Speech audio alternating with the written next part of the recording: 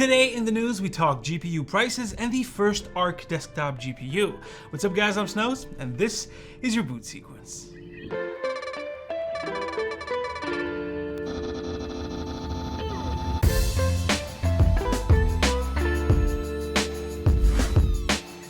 It's finally happening. We're on the home stretch. GPU prices are way down and it looks like it's just gonna get better for us. All of this is thanks to the crypto price collapse, which, I mean, sure, is great for the GPU market, but still, RIP Bitcoin. Anyways, in 2022, pricing of used and new GPUs have been going down steadily, something like 10% a month in the last 4 to 5 months.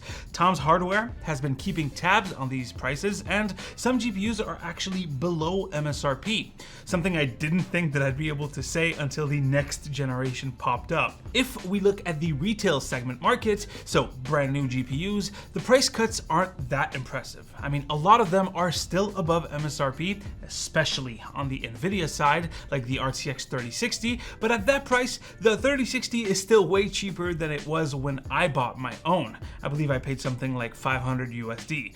Still, you can see that they're steadily approaching the MSRP.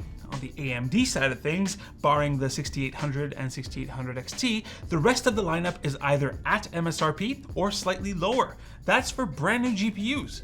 On the used market though, things are a lot cheaper than before. Tom's Hardware did a comparison with the buy it now option on eBay, meaning that this is the price that you would pay for it right away without any bidding. And look at this. Some Nvidia GPUs are selling below MSRP, like the 3090, 3080 Ti, 3080, 3070 Ti, etc., etc. There are some exceptions here and there, but it's nice to see that the prices are going down. Now, if we look at the Team Red, most of the GPUs are posted below MSRP, if you can find one. Now, does that mean that you should buy a GPU now? Well, it depends on a lot of things, but I would say no. First, there's a pretty clear trend here. If there's that much of a difference in a 2-week time span, I mean, this column is for the 1st of June and these ones are for now, well, we can expect that trend to continue. The second factor, which depends on your choice of the GPU, is the age of the used card. It's all fine and dandy if you plan on buying something like one of AMD's newer 50 XT cards or some of the newer Nvidia GPUs like the 3050 or the 3080 Ti, but anything else runs the risk of you not having a warranty.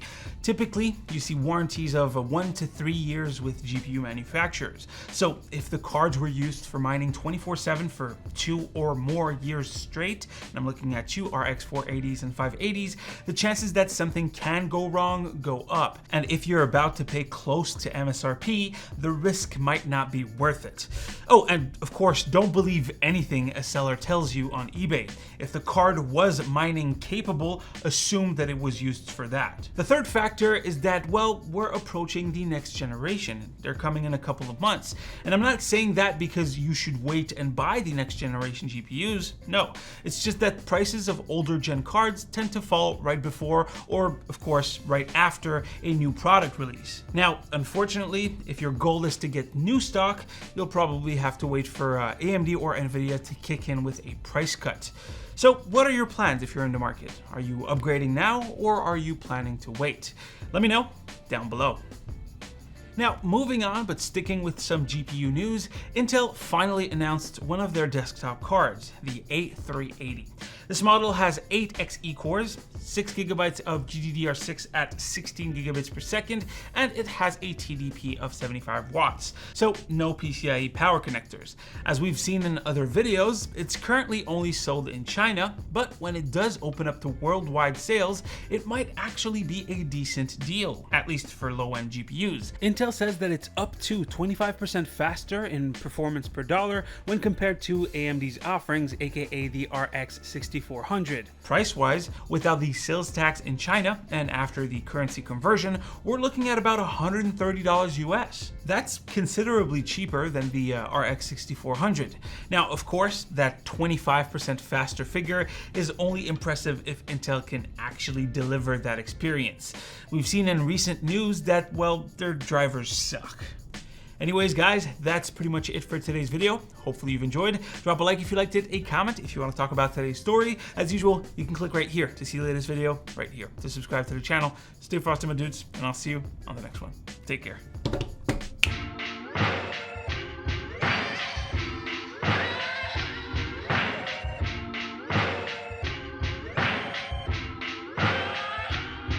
I mean, I try, but I can't really.